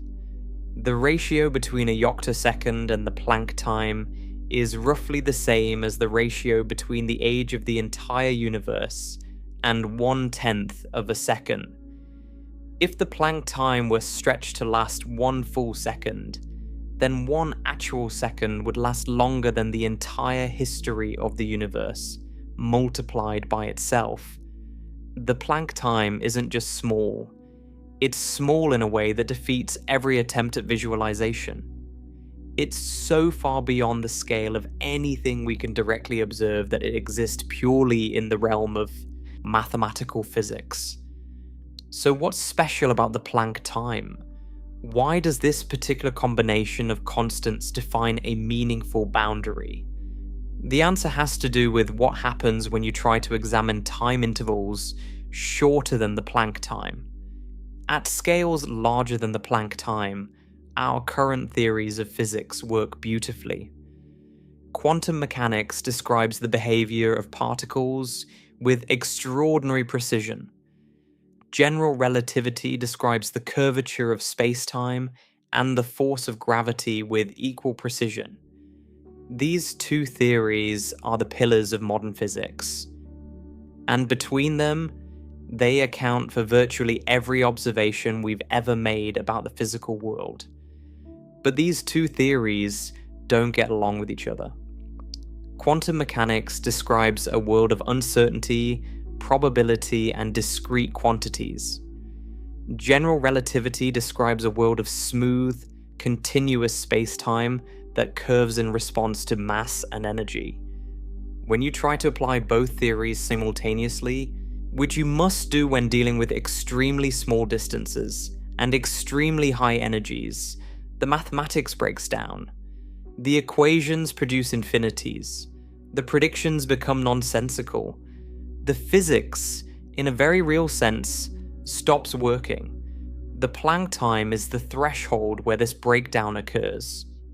At time intervals shorter than the Planck time, our current understanding of physics simply cannot make reliable predictions. We don't know what happens. We don't even know if the concept of time itself still makes sense at those scales. Time might become granular, quantized, broken into discrete chunks rather than flowing continuously. Or time might dissolve entirely into something more fundamental that we haven't yet discovered. Or our current theories might be wrong in ways we haven't yet imagined. And the Planck time might not be a true boundary at all, but merely a signpost marking the limits of our current understanding. What we can say is this: the Planck time represents the shortest interval at which our known physics can meaningfully describe change. If the quantum speed limit tells us the fastest rate at which a system can evolve given its energy, the Planck time tells us the absolute shortest tick of the universe's clock, the finest grain of time that our equations can resolve. Below the Planck time, we need a theory of quantum gravity, a theory that successfully unifies quantum mechanics and general relativity to say anything meaningful. And despite decades of effort by thousands of brilliant physicists, we don't yet have such a theory. String theory, loop quantum gravity, and other approaches are candidates, but none has been experimentally confirmed. The Planck time remains a frontier, the edge of the known, the border beyond which our maps go blank. Now, there's a natural question here. Is the Planck time a true physical limit? A real boundary below which time doesn't exist? Or is it just a limit on our current theories, a reflection of our ignorance rather than a feature of reality? The honest answer is we don't know. Many physicists suspect that the Planck time does represent something physically real, that space-time itself has a granular structure at this scale, that you cannot meaningfully divide time into intervals shorter than the Planck time any more than you can divide matter into pieces smaller than atoms. But this is a hypothesis, not an established fact. The Planck time is where certainty ends and speculation begins. But let's stay on solid ground and talk about something we do understand well: black holes. Because black holes are where all three of our speed limits collide, in the most dramatic way possible. They are the most extreme objects in the known universe, and they push every physical limit to its maximum. A black hole forms when matter is compressed so densely that its gravitational pull becomes inescapable. Not just inescapable for rockets or spacecraft, inescapable for light itself. Nothing, not even photons traveling at the speed of light, can escape from within the event horizon of a black hole. The event horizon is the boundary beyond which the escape velocity exceeds the speed of light. Cross it, and you're trapped. No signal can get out. No information can escape. You are causally disconnected from the rest of the universe forever. This is the speed of light limit taken to its absolute extreme. The first speed limit says nothing can move faster than light. A black hole creates a region of space where even moving at the speed of light isn't fast enough to escape. Inside a black hole, all paths through space-time lead inward, toward the singularity at the center. There are no outward paths. Light itself, the fastest thing in the universe, cannot find a way out. The geometry of space-time has been warped so severely by the concentration of mass that the very concept of outward ceases to exist. The second speed limit, the limit on causality, is also pushed to its extreme by black holes. Because no signal can escape the event horizon, events inside a black hole are causally disconnected from the outside universe. Nothing that happens inside can influence anything outside. If you fell into a black hole and witnessed something extraordinary, you could never communicate it to anyone outside. Your observations, your experiences, your very existence inside the event horizon would be permanently sealed off from the rest of the cosmos. The causal structure of space-time, the light cone structure we discussed earlier, is so dramatically warped by the black hole's gravity that the future light cone of any event inside the horizon points inward, toward the singularity, never outward toward the external universe. But it's the third speed limit, the quantum speed limit, that produces the most surprising and profound results when applied to black holes. In 2000, physicist Seth Lloyd at MIT asked a remarkable question. What is the maximum rate at which any physical system, given its total energy and total size, can process information? Lloyd was thinking about the ultimate limits of computation, the absolute fastest computer that the laws of physics would permit. Not a computer made of silicon chips or even quantum qubits, but a computer made of the most extreme physical system possible, one that pushes every physical limit simultaneously. Lloyd's answer was startling. The maximum rate of computation for a system of a given energy is determined by the Margolus-Levitin bound. The more energy the system has, the more operations per second it can perform, and the maximum amount of information the system can store is determined by its entropy, which depends on both its energy and its size. When Lloyd combined these two limits and asked what system maximizes both simultaneously, the answer turned out to be a black hole.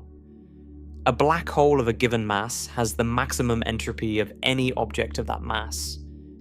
This is a remarkable result from the work of Jacob Bekenstein and Stephen Hawking in the 1970s.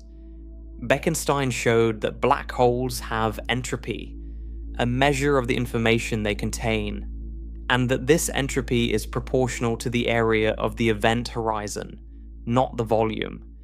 This was stunning because it meant that black holes store their information on their surface, not in their interior. The amount of information a black hole can hold is determined by the area of its event horizon, measured in units of the Planck area, which is the Planck length squared. For a black hole with the mass of the Sun, this works out to about 10 to the 77 bits of information. That's more information than is stored in every computer, every book, every brain, every physical system on Earth combined, by many orders of magnitude. Lloyd calculated that a system with the mass and energy of a 1 kilogram laptop computer, compressed to black hole density, could perform approximately 5.4 times 10 to the 50 operations per second. That's roughly 10 trillion operations per second. For comparison, the fastest supercomputers in the world today perform about 10 to the 18 operations per second. Lloyd's ultimate laptop would be about 10 to the 32 times faster. That's a factor of 100 million trillion. Current supercomputers would be so slow by comparison that they'd be essentially frozen.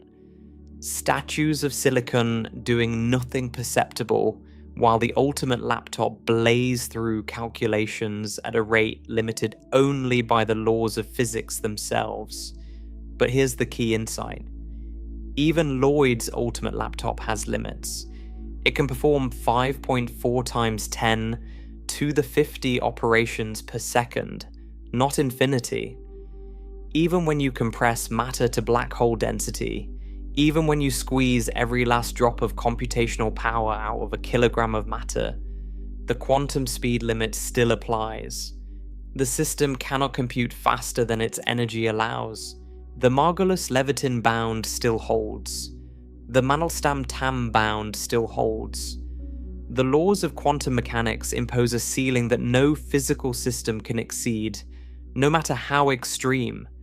This means that computation, information processing, the evolution of physical states, all of these have fundamental physical limits. Not technological limits, not engineering limits, physical limits. The universe itself is a kind of computer, evolving from one state to another according to the laws of physics, and even the universe is subject to these speed limits. Lloyd extended his analysis to the universe as a whole. He estimated the total energy of the observable universe, approximately 10 to the 69 joules, and used the Margolus-Levitin bound to calculate the maximum number of elementary operations the universe could have performed since the Big Bang. The answer was approximately 10 to the 120 operations. That's a number so large it dwarfs anything we've encountered in this.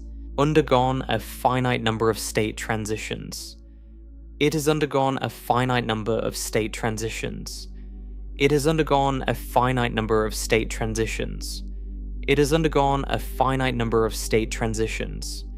It has undergone a finite number of state transitions.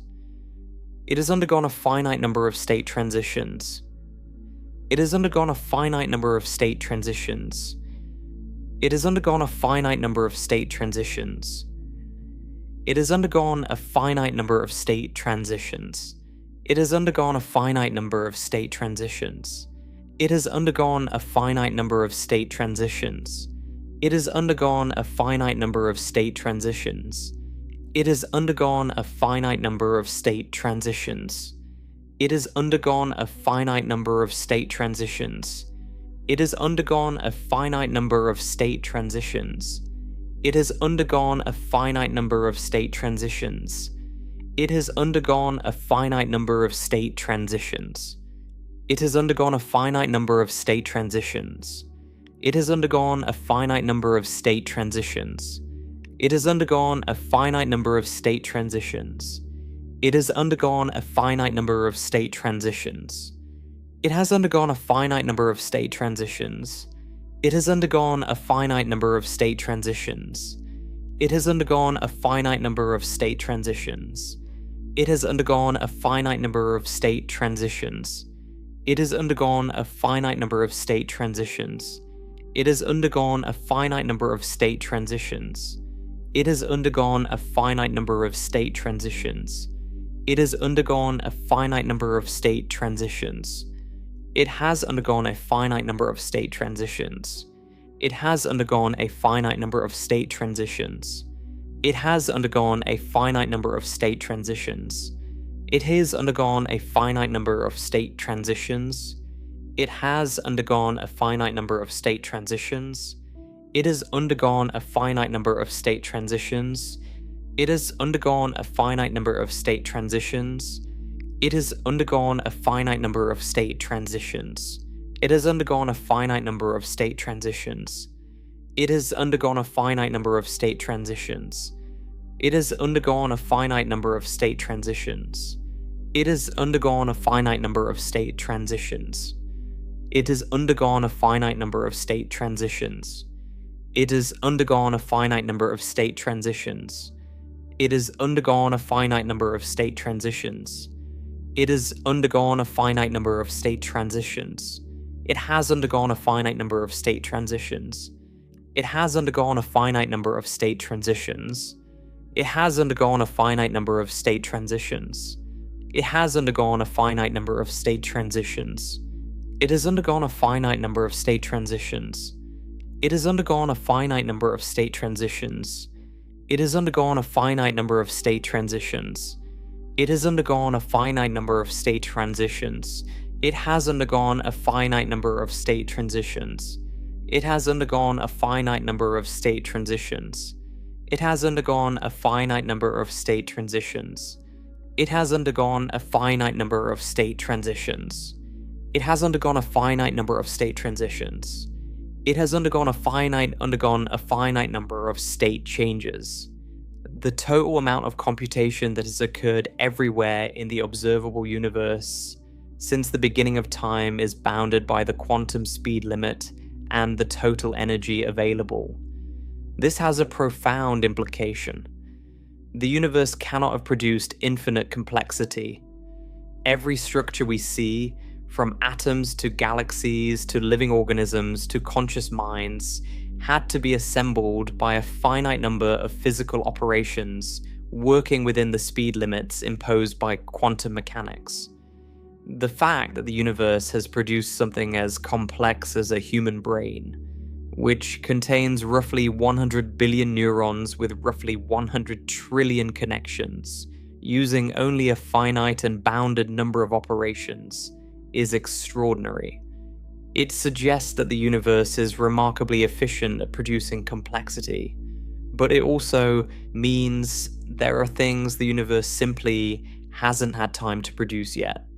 There are possible structures, possible configurations of matter, possible states of physical systems that the universe has not yet had enough time or enough operations to explore.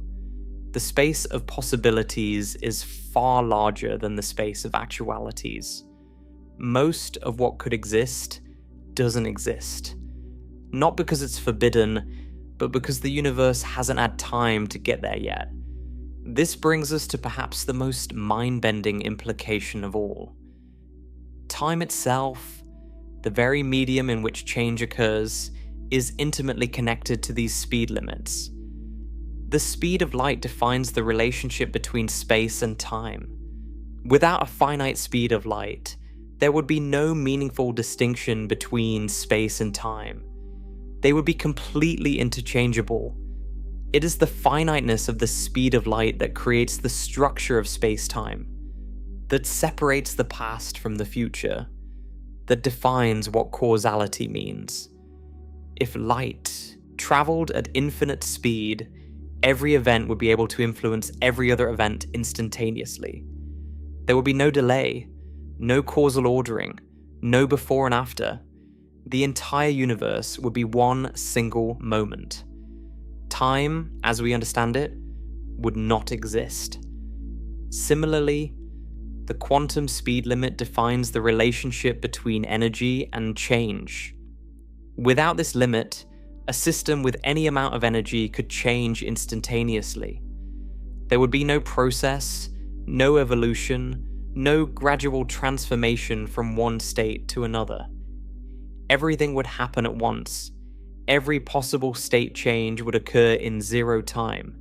There would be no sequence of events, no progression, no history. The universe would not evolve.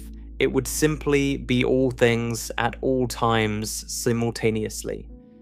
The speed limits of the universe are not obstacles to change. They are what make change possible. They are what create time, what create sequence, what create the ordered progression of events that we experience as reality.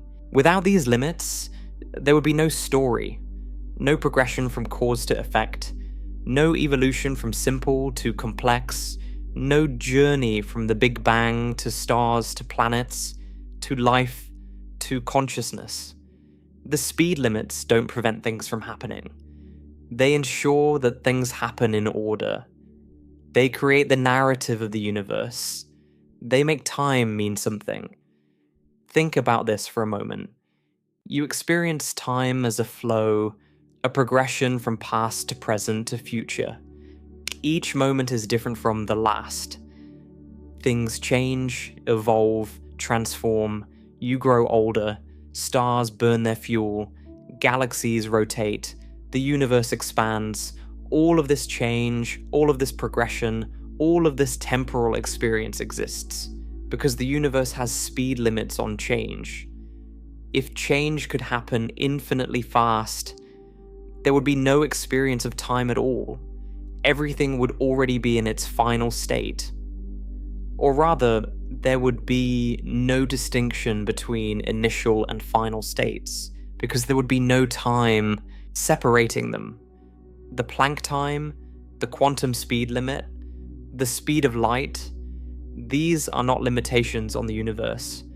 They are the architecture of the universe. They are the scaffolding upon which time, causality, and change are built. Without them, there would be no structure, no order, no reality as we know it.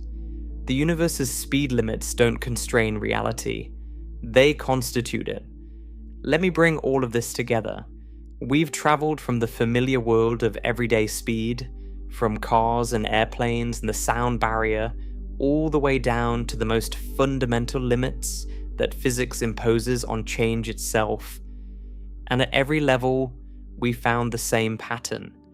The universe imposes ceilings, hard, absolute, non-negotiable ceilings on how fast things can happen. The speed of light, 300,000 kilometers per second, limits how fast anything can travel through space and how fast any causal influence can propagate from one point to another. This is the universal speed limit that most people have heard of, and it's real and absolute. It protects causality, the logical ordering of cause and effect, and it shapes the structure of space-time itself. The quantum speed limit, governed by the Mandelstam-Tamm and Margolus-Levitin bounds, limits how fast any physical system can evolve from one distinguishable state to another. This limit depends on the energy of the system. More energy means faster change, but there's always a flaw. No finite amount of energy allows instantaneous transformation. This limit governs everything from nuclear reactions to biological processes, to the maximum speed of any computer that could ever be built. The Planck time, roughly 5.4 times 10 to the negative 44 seconds, represents the shortest time interval at which our current physics can describe anything meaningful. Below this scale, our theories break down, and we need new physics to go further.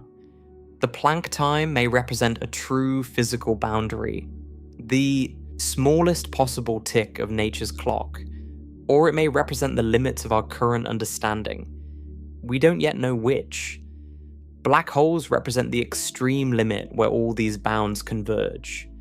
They are systems where gravity is so strong that light cannot escape, where matter is compressed to maximum density, where entropy reaches its theoretical maximum for a given mass, and where the rate of information processing approaches the quantum speed limit. Black holes are nature's ultimate computers, processing information at the fastest rate physics permits, while storing it in the most efficient way possible. They are the endpoint of physical extremity, where every speed limit is simultaneously approached, and the universe itself, the totality of everything that exists, is a physical system subject to all of these constraints. It evolves from state to state at a rate limited by its total energy. It communicates with itself at a rate limited by the speed of light. It processes information at a rate limited by the quantum speed limit.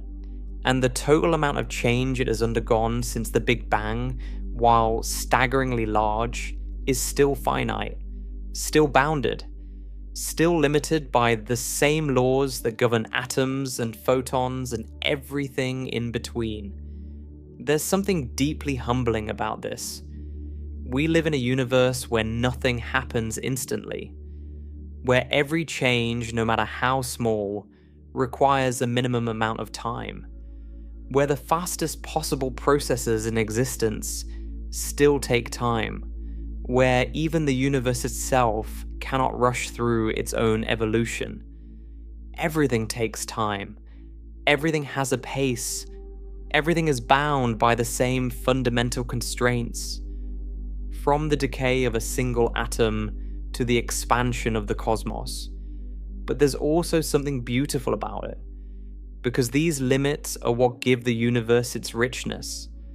If everything happened at once, if change were instantaneous and unlimited, there would be no complexity, no layers, no emergence, no gradual building up from simple to complex.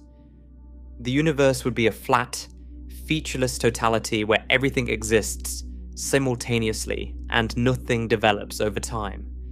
Instead, the speed limits on change create a universe that unfolds. That evolves. That develops layer upon layer of complexity over billions of years.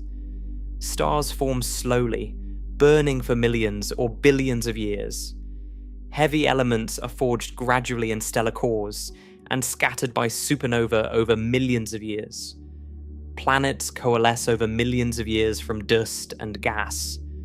Life emerges and evolves over billions of years through countless generations of variation and selection. Consciousness arises through a slow accumulation of complexity in neural systems. All of this richness, all of this depth, all of this layered complexity exists because change takes time, because the universe can't skip ahead, because every step in the process must happen at a pace set by the fundamental laws of physics. The speed limits of the universe don't prevent marvels from emerging. They guarantee that marvels emerge gradually, building on what came before, each layer of complexity resting on the foundation of the last. The universe tells its story one Planck, time at a time, one quantum state change at a time, one light speed signal at a time. And the story it tells is richer and more extraordinary than anything that could exist in a universe without these limits. You are part of that story. You are made of atoms that were forged in stars over billions of years, atoms that underwent countless quantum state transitions, each one taking the minimum time that physics allows, each one contributing to the long chain of events that eventually produced you. Every chemical bond in your body was formed at a rate governed by the quantum speed limit. Every nerve impulse in your brain propagates at a speed far below the speed of light, but still set by the electromagnetic forces between atoms.